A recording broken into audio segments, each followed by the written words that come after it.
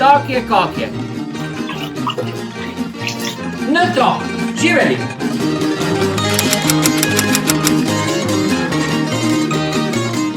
Neki dan, dok sem bil pri zobarki, me tu notra neki vrak tak prišrafil, kaj sem moral, kak se ono veli, iti na stran, ne? I odidem ti ono WC, sedem si na ono keramičko prestolje, da ti poleg susednje kabinici neki čovjek pita, hej, kako si?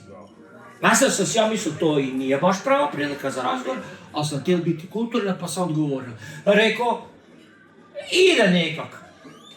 I čime se baviš? Veli on.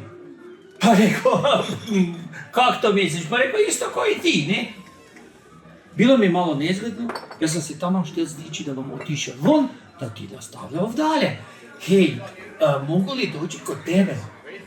Pa sam ti ja vidjel da je vrak počel jemati šalu, pak sam se zaderalo, rekao, ne mreš, prijatelj, pa čovjek boži zauzet sam, no, kamo še je išel?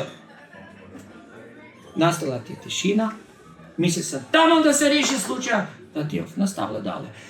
Nazvat ću te malo kasnije, neki luđak u susjednoj kabini odgovara na sva moja pitanja. Sad sreća da me u tom trenutku prezvala zubarka, pa sam bez pozdrava vdrapel vun. No, a kaj da vam velim? Krivih drva i bedakov ima sve posud. No, a kaj boš? Tak je, kako? Živeli!